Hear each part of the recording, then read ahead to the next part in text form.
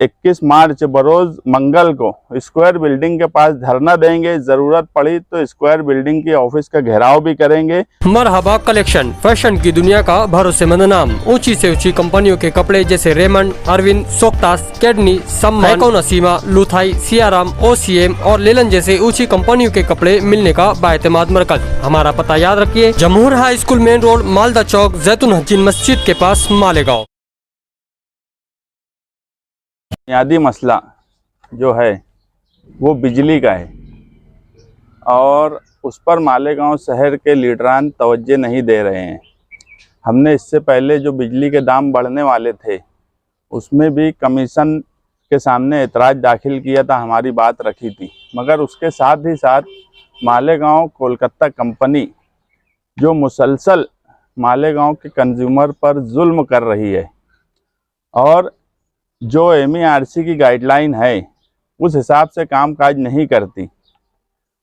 हमने निहाल साहब की बरसी पे ऐलान किया था कि 10 मार्च तक कंज्यूमर्स को, बुनकरों को जो तकालीफ है वो हमारी ऑफिस पर लाकर बताएं। 100 से ज़्यादा लोगों ने उनकी जो तकलीफ़ थी वो लाकर बताई।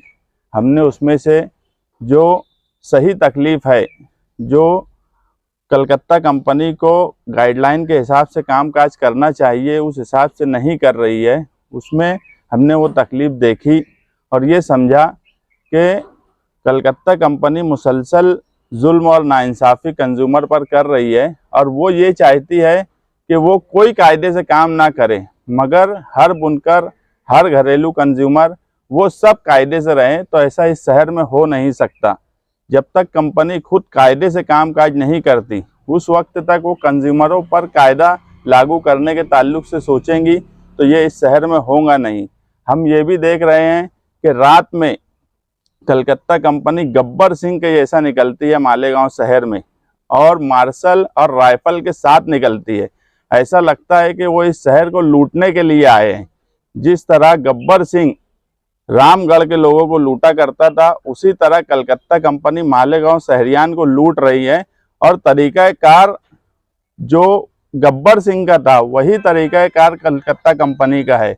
मुझे नहीं लगता कि इस शहर में राइफल और मार्शल के साथ, वो भी रात के अंधेरे में 2-2, 3-3, 4-4 बजे उनके कारखानों में जाकर रेड करना ये किसी भी तरह से मुनासिब है।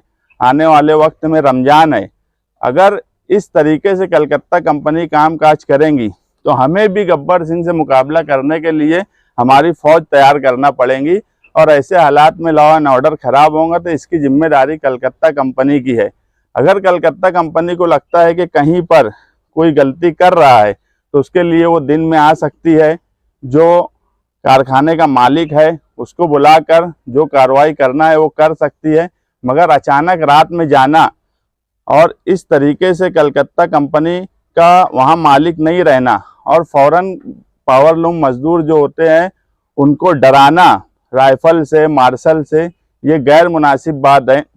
हम तमाम ही कारखानेदारों से भी गुजारिश करेंगे कि अगर वो रात में कारखाने में नहीं है और इस तरीके से कार्रवाई करने के लिए कोई आता है तो अपने मजदूरों को बोल दें कि कारखाना बंद कर दें और वहीं पर धरने पर बैठ जाए और उनको घुसने ना दें। लेकिन वो अपने कामकाज नहीं करती। हम 21 मार्च बरोज मंगल को स्क्वायर बिल्डिंग के पास धरना देंगे। ज़रूरत पड़ी तो स्क्वायर बिल्डिंग की ऑफिस का घेराव भी करेंगे। हमारे कुछ मुतालबात हैं जो हम लिखकर उनको भी देंगे, डिपार्टमेंट को भी देंगे, प्रांत ऑफिसर को भी देंगे, क्योंकि कुछ लोगों की शिकायत हमारे पास ऐसी आई है कि अगर कोई शिकायत के लिए कंज्यूमर वहाँ एप्लीकेशन देता है तो वो एप्लीकेशन भी वो लोग रिसीव करके नहीं देते। इस वजह से हमने कुछ लोगों को प्रांत के पास भेजा एप्लीकेशन लेकर कि आप वो नहीं ले रहे तो प्रांत ऑफिसर को दो और सही सिक्का लाकर हमको दो। ऐसे भी एप्लीकेशन आए हैं। अगर कोई एजेंसी कंज्यूमर की शिकायत भी ना ले तो ये गैर मुनासिब बात है। आज उन्होंने जो उनकी शराइत थी उस हिसाब से 3 साल से ज़्यादा का वक्फा हो चुका कंपनी को मालेगांव शहर में। इंफ्रास्ट्रक्चर के ताल्लुक से हर साल 20 करोड़ रुपया उनको खर्च करना चाहिए था ताकि इंफ्रास्ट्रक्चर शहर में सही हो जाए, मगर आप देख रहे हो कि कलकत्ता कंपनी इन 3 साल के ऊपर अरसे में 60 करोड़ का काम की है क्या? ऐसा कहीं दिखता नहीं। दूसरा, जो सीईओ है प्रेम सिंह, सारे कामकाज उसी के पास होते हैं, जबकि उसने डीवाई रखना चाहिए। मालेगांव शहर के सेंटर में हम चाहते हैं कि 4 ऑफिस खोले सब स्टेशन से, जहां पर लोगों की शिकायत सुनी जाए और अगर उनकी शिकायत है तो उसको किस तरह से दूर कंपनी करे वो देखा जाए। मगर होता यह है कि हमारे जैसे लोग जब जाते हैं तो प्रेम सिंह मिल लेता है, मगर कोई आम कंज्यूमर से प्रेम सिंह मिलते नहीं हैं। और सारे नीचे के ऑफिसर जो है वो एक ही बात बोलते हैं कि आप सीईओ के पास जाओ, और सीईओ हर वक्त कोई पब्लिक के लिए मिलने का वक्त उनके पास है नहीं। और इसीलिए सारे मसाइल खड़े हो रहे हैं, क्योंकि जब तुम लोगों को सहूलत देंगे नहीं, अगर उनकी शिकायत सुनेंगे नहीं, उनकी शिकायत पर लोगों का समाधान करेंगे नहीं, तो किस तरीके से लोग अपना काम काज करेंगे। ऐसी बहुत सी शिकायत कलकत्ता कंपनी से है, जो कि मीटर लेने वाले लोगों ने आज 2-2 ढाई साल से अपना लाखों करोड़ों रुपया इन्वेस्टमेंट करके कारखाना लगाया है। आज 2.5 साल 2 साल का वक्फा हो रहा है, उनको मीटर दिया नहीं जा रहा, जबकि SOP standards of performance MERC का रूल है, उस हिसाब से टाइम बाउंड है कि आदमी एप्लीकेशन देंगे तो कितने दिन में उसको मीटर देना चाहिए। वो गाइडलाइन के हिसाब से भी वो काम काज नहीं करते। गाइडलाइन दूसरी एक GR यानी गवर्नमेंट का एक GR भी था, Maharashtra state electricity distribution company का 2017 का गाइडलाइन के काम काज किस तरीके से कंपनी करेंगी, सब यानी डीवाई बनाएंगी, जो जिसका जो मामला है वो अलग अलग फैकल्टी से हल होगा। अगर तुम कारपोरेशन देखो या पुलिस डिपार्टमेंट देखो तो कोई ये बोलेगा कि SP साहब ही सारे मसाइल हल करेंगे, तो फिर एडिशनल SP, DYSP, PI इनका कोई काम काज नहीं रहेगा। कमिश्नर अगर सारे मसाइल हल करने लगे तो बॉडी नहीं रहेंगी। तो इसी तरीके से हर डिपार्टमेंट की अपना एक मैनेजमेंट होता है जो सारे काम काज करते हैं, मगर कलकत्ता कंपनी के पास कोई मैनेजमेंट नहीं है। वो जो ऑफिसर है उन पर खर्च करना या तो नहीं चाहते या लोगों को तकलीफ देना मकसद है।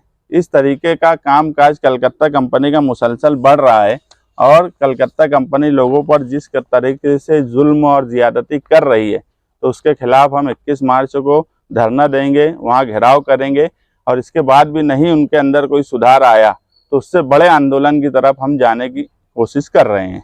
मालेगांव शहर में जो भी लोगों ने ऐलान किया, आज तक मुझे बताओ कि कलकत्ता कंपनी के खिलाफ कोई एक एहतजाज कोई सियासी पार्टी की क्या? हाँ, मैं भी पढ़ा सुना, बाद में ये बोला गया कि फला लीडर की तरफ हम भेज देते हैं, वो करे। वो लीडर बोलते कि यार वो करे। अरे हमारा शहर है, हमारी जिम्मेदारी है, जो जितना बड़ा लीडर है उसकी उतनी बड़ी जिम्मेदारी है। मगर